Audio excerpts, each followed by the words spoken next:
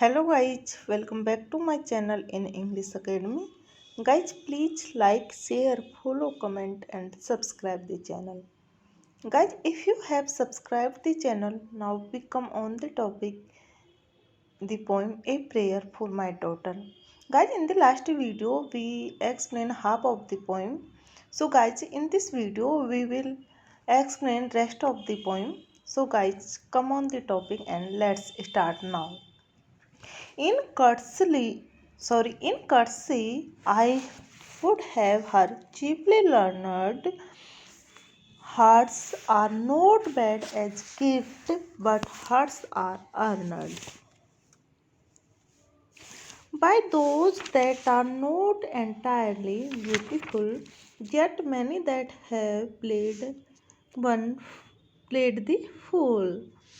Whole beauty's very self has charm made wise, and many a poor man that has robbed, loved, and thought himself beloved. From a glad kindness can't take his eyes. So, guys, in this stanza, the poet also prays that his daughter may have, above all else, courtesy and aristocratic virtue, which the poet valued highly. Ears are not had as a gift, but he hearts are armed by those that are not entirely beautiful. Guys, the poet says that it is courtesy which enables even those who are not entirely beautiful to win the heart of the others. The poet reflects on wisdom and content which his marriage with Mrs. George Leach has brought him. Like many others, the poet acted like a fool for the sake of our much beauty of Modgon, loved her and thought that was he was loved in return. He was disillusioned. The kindness and courtesy of Mrs. George ultimately won his heart. Her simple charms have made him wise and happy. Guys, here the poet praises the courtesy, charms, wisdoms, and charming manners that we found in marriage. For beauty's very self has charms made wise, and many a poor man that has robbed, loved, and thought himself beloved from a glad kindness can't take his eyes.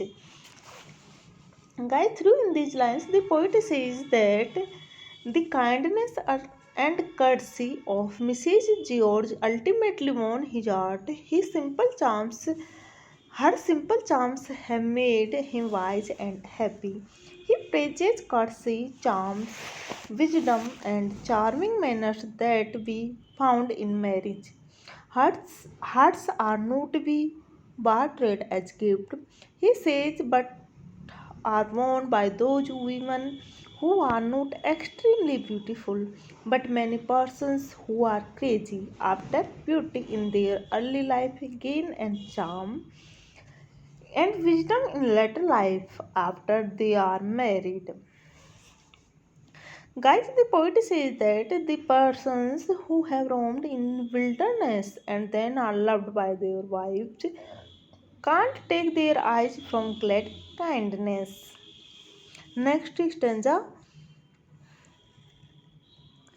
May she becomes a flourishing hidden tree, then all her too may like the linnet be, they and have no business but dispensing round, nor but in merriment begin a chase, nor but in merriment a quarrel.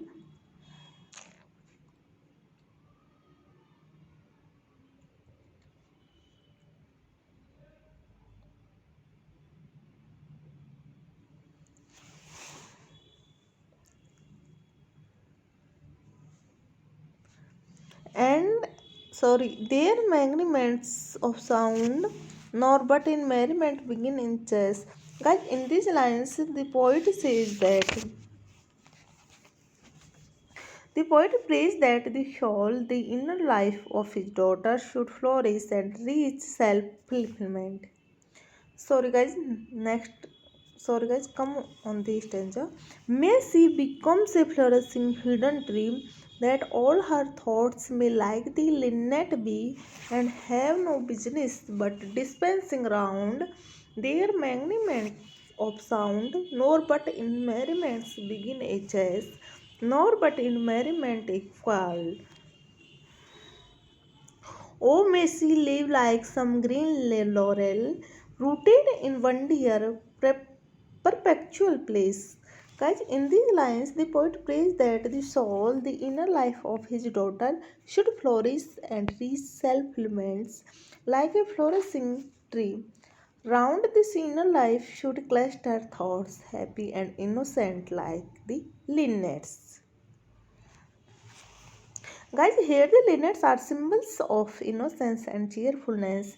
She should herself be happy and cheerful like the linnets and make others also happy by her influence.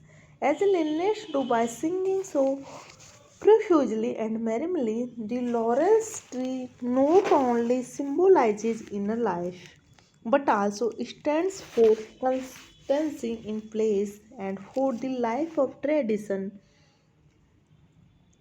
Guys, here the poet considers a life rooted in traditions a happy life and so wishes that her life should be rooted in one place and tradition, like a laurel tree. Such a fixity in a place and tradition would result in the maximum of happiness for her. The poet prays for the daughters that she may become a flourishing hidden laurel tree, which rooted in one dear perpetual place can provide through customs radical innocence for the soul. Her thoughts may be like the songbird linnet. She should be magnanimous and of good manners, and she should play and quarrel in merriments. My mind, because the minds that I have loved, the sort of beauty that I have approved, prosper but little has dried up of late, yet knows that to be choked with hate may well be all evil chances cheap, if there is no hatred in mind, assault and battery of the wind can never tear the lineage of the leaf. Guys, in these lines, the poet peeps into himself and feels that he has developed too much of hatred. The shots of minds and beauty don't flourish in life because they are embracing hatred. His mind has also dried up with hate. To repose hatred in one's heart, he thinks is this cheap evil. The poet is confident and that if there is no hatred in the mind of Lynette, the howling and the striking winds can't separate her from the tree. The idea is that harmony can prevail only if there is no hatred. The poet wants that his daughter Anne should not be the object of such aimless wanderings, both physical and spiritual, as had been the lot of her poet father. Guys, the poet's mind has been too full of hatred, and this hatred has choked the springs of life in his heart. The poet wishes that there should be no hatred in his daughter's mind, for a mind free from hatred can't be overcome by any buffets of misfortunes. Thus, the poet wants his daughter to develop such qualities of character and manners as will help her to live in a world full of troubles. Guys, next stanza. An intellectual hatred is the worst. She let her things opinions are accursed. Have I not seen the loveliest woman sworn out of the mouth of plenty horn because of her opinionated mind? bartered that horn and every good, by quiet natures understood, for an old bellows full of angry wind. Guys, the poet wishes that his darling daughter should avoid the faults of Mordecai. Intellectual hatred is the worst kind of hatred, and so he would like his daughter have no strong opinions. It was owing to her strongly held opinions that Mordecai acted so foolishly. She was so beautiful and so well born, and yet she ruined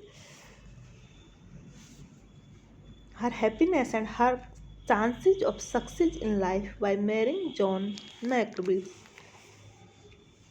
The poet wants that his daughter should be free from intellectual hatred, which he regards as the worst kind of hatred.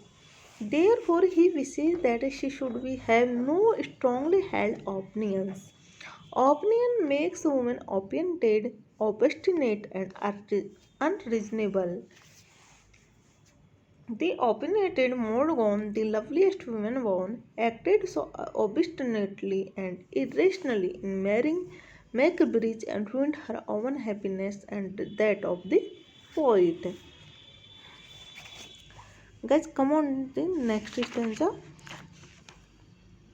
Considering that all he tried, driven hence, the soul recovers radical innocence and learns at last that it is self delighting, self appeasing, self apprating, and that its own sweet will is heaven's will.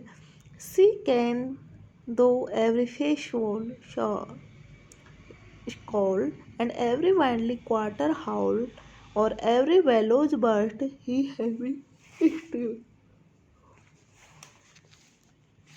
And in this stanza, the poet imagines that if his daughter can be free from the hatred and opinionatedness, she can have the radical innocence. She can learn that innocence is self delighting and self effacing. The will of innocence is the will of heaven. Even though the angry winds may howl and strike the tower and the elms beneath it, she will be happy if she is free from hatred and sustains innocence. The poet prays as a father and says that if his daughter remains free from all hatred, her soul will be self contained, self satisfied, and finding its fulfillment in itself, and not in working on the happiness of others. In that case, she will enjoy organic or natural innocence, and no amount of the world's hostility will mar her happiness. Last stanza of the poem is that, and may her bridegroom bring her to a house where all a accused armed ceremonious for arrogance and hatred are the wares, peddled in the throughout fierce, how but in customs and ceremony are innocence and beauty born. Ceremonies name for the rich horn and customs for the spreading laurel tree. Guys, last stanza of the poem, the poet says the poet is anxious. The great problem in his mind is how to protect the innocent child, and a battler aids from the wrath of coming tides. The poet becomes gloomy and prays for his daughter. The poet says that God to make her child beautiful but not so beautiful. The poet prays that the soul of his daughter may grow and reach like a flourishing tree. The poet says that may cheerful and innocent thoughts cluster round her soul as do linnets round a tree, and may she, like the songbirds, spread sweetness, music, and melody all rounds. May she herself be happy and contented and be a source of happiness for others. Her loves and her quests should all begin and end in Katie. She should grow rooted in one place like a green laurel tree. Thanks so much guys for watching the video.